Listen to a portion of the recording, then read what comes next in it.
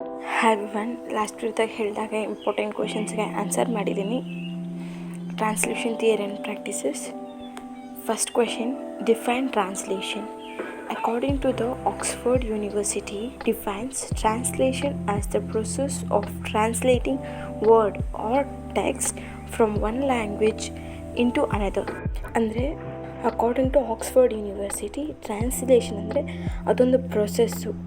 Word ಆಗಿರಲಿ ಇಲ್ಲ text ಆಗಿರಲಿ, ಒಂದು ಭಾಷೆಯಿಂದ ಇನ್ನೊಂದು ಭಾಷೆಗೆ ಟ್ರಾನ್ಸ್ಲೇಟ್ ಮಾಡೋದು, ವರ್ಗಾವಣೆ ಮಾಡೋದು ಭಾಷೆನ, ಅದನ್ನು ಟ್ರಾನ್ಸ್ಲೇಷನ್ ಅಂತ ಕರಿತೀವಿ. In second question, what is source language? The source language is the language being translated from. ಈಗ ನಮ್ಮ ಮದರ್ ಟಂಗ್ ಲ್ಯಾಂಗ್ವೇಜ್ ಇರುತ್ತಲ್ವ, ಆ ಭಾಷೆಯಿಂದ ನಾವು ಬೇರೆ ಭಾಷೆಗೆ ಟ್ರಾನ್ಸ್ಲೇಟ್ ಮಾಡ್ತಿದ್ದೀವಿ ಅಂದರೆ ನಮ್ಮ ಮಾತೃಭಾಷೆ ಅಂದರೆ ಮದರ್ ಟಂಗ್, ಇದನ್ನು ಸೋರ್ಸ್ ಲ್ಯಾಂಗ್ವೇಜ್ ಅಂತ ಕರಿತೀವಿ. In third question, what is target language? The target language is also called a receptor language. It is the language being translated into. ಇದು ಈಗ ನಾವು ಮಾತೃಭಾಷೆಯಿಂದ ಬೇರೆ ಭಾಷೆಗೆ ಟ್ರಾನ್ಸ್ಲೇಟ್ ಮಾಡ್ತಿದ್ದೀವಿ ಅಂತ ಹೇಳಿದ್ರಿ. ಬೇರೆ ಭಾಷೆ ಏನಂತೀವಲ್ವ, ಅದನ್ನು ಟಾರ್ಗೆಟ್ ಲ್ಯಾಂಗ್ವೇಜ್ ಅಂತ ಕರಿತೀವಿ.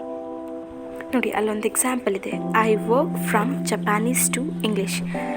ನಾನು ಜಪಾನೀಸಿಂದ ಇಂಗ್ಲೀಷ್ಗೆ ವರ್ಕ್ ಮಾಡ್ತಿದ್ದೀನಿ ಅಂದರೆ ನನಗೆ ಇಲ್ಲಿ ಜಪಾನೀಸ್ ಬಂದು ಸೋರ್ಸ್ ಲ್ಯಾಂಗ್ವೇಜ್ ಆಗಿರುತ್ತೆ, ಇಂಗ್ಲೀಷ್ ಬಂದು ಟಾರ್ಗೆಟ್ ಲ್ಯಾಂಗ್ವೇಜ್ ಆಗಿರುತ್ತೆ. ಜಪಾನೀಸ್ ಲ್ಯಾಂಗ್ವೇಜಿಂದ ನಾನು ಇಂಗ್ಲೀಷ್ಗೆ ಟ್ರಾನ್ಸ್ಲೇಟ್ ಮಾಡ್ತಿದ್ದೀನಿ. ನಾ ಫೋರ್ತ್ ಕ್ವೆಶನ್ ನೋಡೋಣ. What are the various terms of translators first language, source language?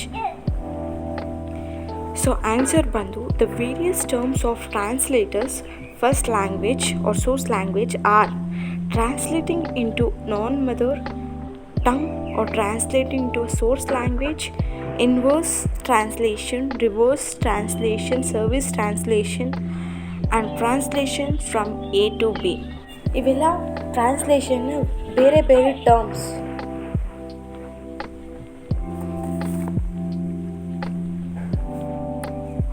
Fifth one, write any two scope of translation or which are the occupations in translation?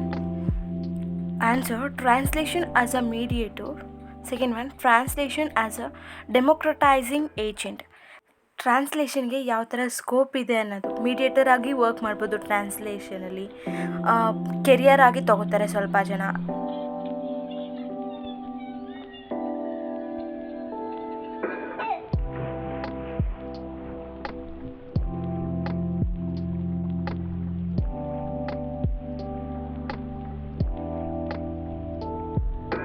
Next one, mention any two methods of translation. Answer, word for word translation, literal translation, faithful translation, semantic translation. Eighth question, what is word for word translation? Answer, word for word translation is a method which protects source language word order and appears as an interlinear translation.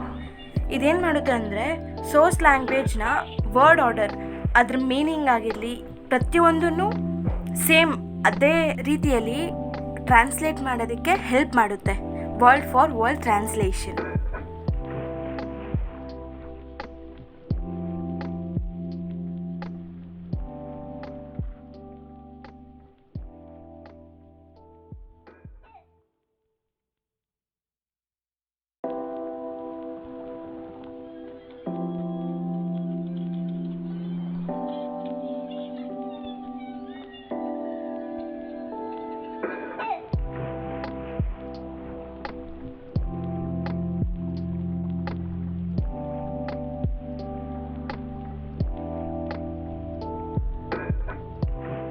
Next, what is literal translation? A literal translation is a translation that keeps original content without changing structure, form or style. ಏನಂದರೆ, ಈಗ ನಾವು source ಲ್ಯಾಂಗ್ವೇಜಿಂದ target ಲ್ಯಾಂಗ್ವೇಜ್ಗೆ translate ಮಾಡೋವಾಗ source ಲ್ಯಾಂಗ್ವೇಜಲ್ಲಿ ಏನು content ಇರುತ್ತೋ same ಅದೇ content, ಅದರಲ್ಲಿರೋ grammatical ಆಗಿರಲಿ ಇಡಿಯಮ್ಸ್ ಆಗಿರಲಿ ಪ್ರತಿಯೊಂದನ್ನು ಏನು ಚೇಂಜಸ್ ಆಗ್ದಿರಾ ಟಾರ್ಗೆಟ್ ಲ್ಯಾಂಗ್ವೇಜ್ಗೆ ಟ್ರಾನ್ಸ್ಲೇಟ್ ಮಾಡೋದಕ್ಕೆ ಲಿಟ್ರಲ್ ಟ್ರಾನ್ಸ್ಲೇಷನ್ ಹೆಲ್ಪ್ ಮಾಡುತ್ತೆ. ಅಲ್ಲೊಂದು ಎಕ್ಸಾಂಪಲ್ ಇದೆ ನೋಡಿ, ಟೆ ಎಸ್ಟೋಯೋ ಟೊಮ್ಯಾಟೊ ಎ ಪೇಲೋ. ಅದು ಸ್ಪ್ಯಾನಿಷ್ ಇಡಿಯಮ್, ಒಂದು ಕಾಮನ್ ಆಗಿ ಅವ್ರು ಯೂಸ್ ಮಾಡೋ ಒಂದು ಸೆಂಟೆನ್ಸು. ಅದರ ಅರ್ಥ ಬಂದು ಐ ಆಮ್ ಕಿಡಿಂಗ್ ಯು ಅಂತ. ಇನ್ 10th question, what is semantic translation? Semantic translation is the process of using semantic information to aid in the translation of data in one representation or data model. Source textನ aesthetic value same ಅದೇ ರೀತಿ target ಟೆಕ್ಸ್ಟಲ್ಲಿ represent ಮಾಡೋದಕ್ಕೆ semantic translation help ಮಾಡುತ್ತೆ. In 11th question ನೋಡೋಣ, what is adaptation?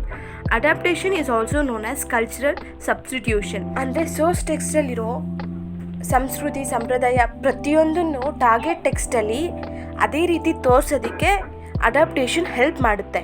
Next, what is communicative translation? ಇದೇನು ಮಾಡುತ್ತೆ ಅಂದರೆ ಎಕ್ಸಾಕ್ಟ್ ಕಾಂಟೆಕ್ಚುಯಲ್ ಮೀನಿಂಗ್, ಸೋರ್ಸ್ ಟೆಕ್ಸ್ಟಲ್ಲಿ ಏನು ಮೀನಿಂಗ್ ಇರುತ್ತೋ ಅದೇ ಮೀನಿಂಗಲ್ಲಿ ಟಾರ್ಗೆಟ್ ಲ್ಯಾಂಗ್ವೇಜ್ಗೆ ಟ್ರಾನ್ಸ್ಲೇಟ್ ಮಾಡುತ್ತೆ. ಬೋತ್ ಕಂಟೆಂಟ್ ಆ್ಯಂಡ್ ಲ್ಯಾಂಗ್ವೇಜ್ ಎರಡನ್ನೂ ಟ್ರಾನ್ಸ್ಲೇಟ್ ಮಾಡುತ್ತೆ. ಅದು ಪ್ರತಿಯೊಬ್ಬ ರೀಡರ್ ಕೂಡ ಈಸಿಯಾಗಿ ಅರ್ಥ ಆಗಬೇಕು, ಆ ರೀತಿ ಹೆಲ್ಪ್ ಮಾಡುತ್ತೆ ಇದು. Next, what is the difference between faithful and semantic translation? The difference between faithful and semantic translation, first ಬಂದು ಅನ್ಕಾಂಪ್ರಮೈಸಿಂಗ್ ಆ್ಯಂಡ್ ಡಾಗ್ಮ್ಯಾಟಿಕ್. ಅವೆರಡೂ ಸಹ ರಾಜಿ ಆಗೋದಿಲ್ಲ ಮತ್ತು ಸಿದ್ಧಾಂತಗಳು ಒಂದಾಗೋದಿಲ್ಲ.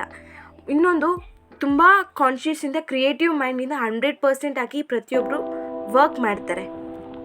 ಇಡಿಯೋಮ್ಯಾಟಿಕ್ translation refers to the achieving a target text that sounds naturally in the target language.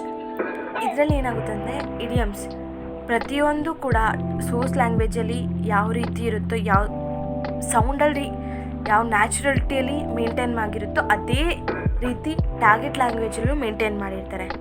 In a 15th question, what are the types of communicative translation?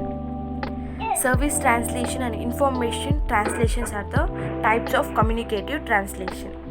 Next, 16th question, difference between full translation and partial translation. Full translation ಏನಿರುತ್ತೆ ಅಂದರೆ ಸ್ಲೋಸ್ ಲ್ಯಾಂಗ್ವೇಜಲ್ಲಿರೋ text ಪೂರ್ತಿ ಕೂಡ target ಲ್ಯಾಂಗ್ವೇಜ್ಗೆ change ಆಗಿರುತ್ತೆ. ಪಾರ್ಷಿಯಲಲ್ಲಿ some parts ಮಾತ್ರ translate ಆಗಿರುತ್ತೆ. Total translation target language materials ಪ್ರತಿಯೊಂದು ಲೆವೆಲಲ್ಲೂ source ಟೆಕ್ಸ್ಟ್ನ replace ಮಾಡಿರುತ್ತೆ. ಇನ್ನು ರಿಸ್ಟ್ರಿಕ್ಟೆಡಲ್ಲಿ some restrictions ಇರುತ್ತೆ, ಅದರಿಂದ ಕಂಪ್ಲೀಟಾಗಿ ನಾವು ಟ್ರಾನ್ಸ್ಲೇಟ್ ಮಾಡೋದಕ್ಕಾಗಲ್ಲ. Next, mention the challenges of translation. Linguistic challenge, cultural challenge, sectors expertise and multidisciplinary background needs, specialised translation or loss of translation. ಇದ್ರ ಬಗ್ಗೆ detail ಆಗಿ ಮುಂದೆ ತಿಳ್ಕೊಳ್ಳೋಣ. What are the 7 methods of Andre Lefevere? Phonemic, literal, metrical, verse to prose, rhyme, free verse, interpretation. ಇವು 7 methods. Next, ಈ question ಕೇಳ್ತಾರೆ ಅನ್ನೋದು ಡೌಟೇ, but also ಒಂದ್ಸರಿ ಓದ್ಕೊಂಡಿರಿ.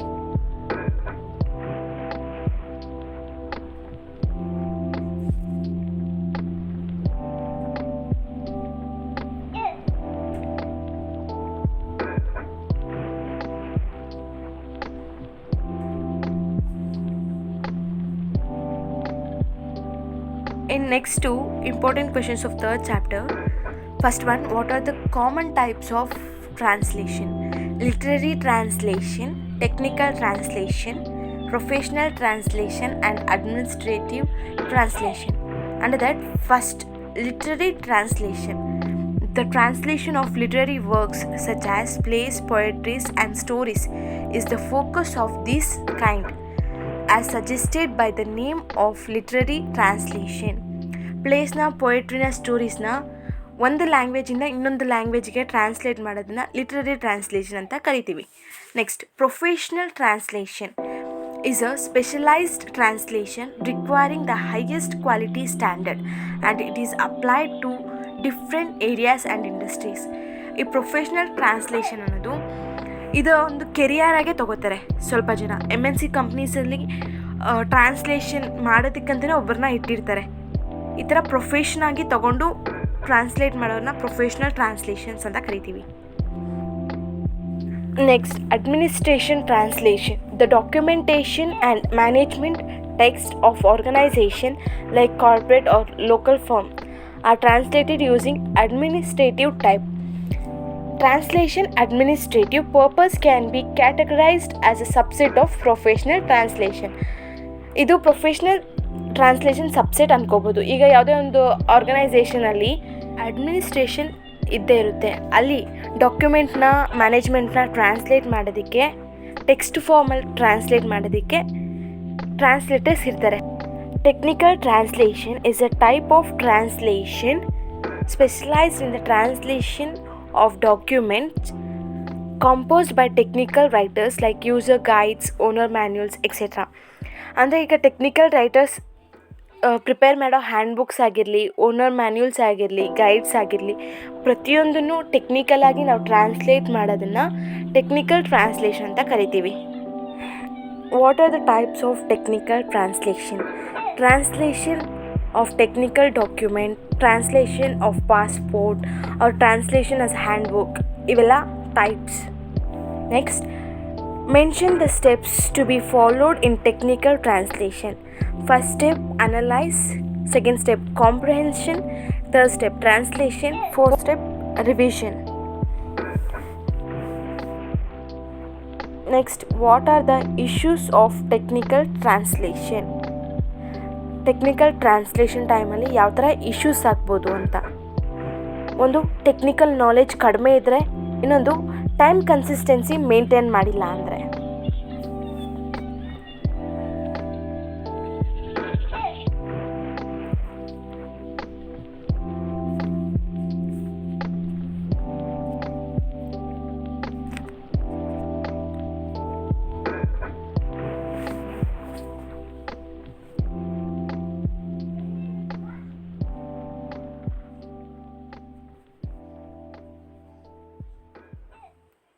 Next, mention how to overcome the issues of technical translation. Find a professional translator with the previous experience and good in terminology. A professional translator ಆಗಿರಬೇಕು, previous experience ಇರಬೇಕು, good terminology use ಮಾಡೋರಾಗಿರಬೇಕು. Next, reviewing the translated text is to ensure the quality, proper style and terminology. Once ನಾವು translated ಮಾಡಿದ್ದೀವಿ ಅಂದಮೇಲೆ ಅದನ್ನು ಕ್ಲೀನಾಗಿ review ಮಾಡಬೇಕು, ಕ್ಲೀನಾಗಿ ನೋಡಬೇಕು ಒಂದ್ಸರಿ ಕರೆಕ್ಟಾಗಿ ನಾವು ಮಾಡಿದ್ದೀವೋ ಇಲ್ವೋ ಅಂತ. ನೆಕ್ಸ್ಟ್, ಈ ಕ್ವೆಶನ್ನ ನಾನು ಇಂಪಾರ್ಟೆಂಟ್ ಕ್ವೆಶನ್ಸ್ನಲ್ಲಿ ಆ್ಯಡ್ ಮಾಡೋದು ಮರ್ತೋದೆ. Who is a translator? Translator ಯಾರು? ಒಬ್ಬ ಪರ್ಸನ್ ಆಗಿರ್ತಾನೆ. ಒಂದು ಲ್ಯಾಂಗ್ವೇಜಿಂದ ಇನ್ನೊಂದು ಲ್ಯಾಂಗ್ವೇಜ್ಗೆ ಕಮ್ಯುನಿಕೇಟ್ ಮಾಡೋ ಪರ್ಸನ್ನ ಟ್ರಾನ್ಸ್ಲೇಟರ್ ಅಂತ ಕರಿತೀವಿ. ಇನ್ನು ನಾಳೆ ನಾನು 10 ಮಾರ್ಕ್ಸ್ ಇಂಪಾರ್ಟೆಂಟ್ ಕ್ವೆಶನ್ಸ್ನ ಅಪ್ಲೋಡ್ ಮಾಡ್ತೀನಿ. ದಯವಿಟ್ಟು ಎಲ್ಲರೂ ಲೈಕ್ ಮಾಡಿ, ಶೇರ್ ಮಾಡಿ, ಕಮೆಂಟ್ ಮಾಡಿ. Thanks for watching. Please subscribe my channel. Thank you.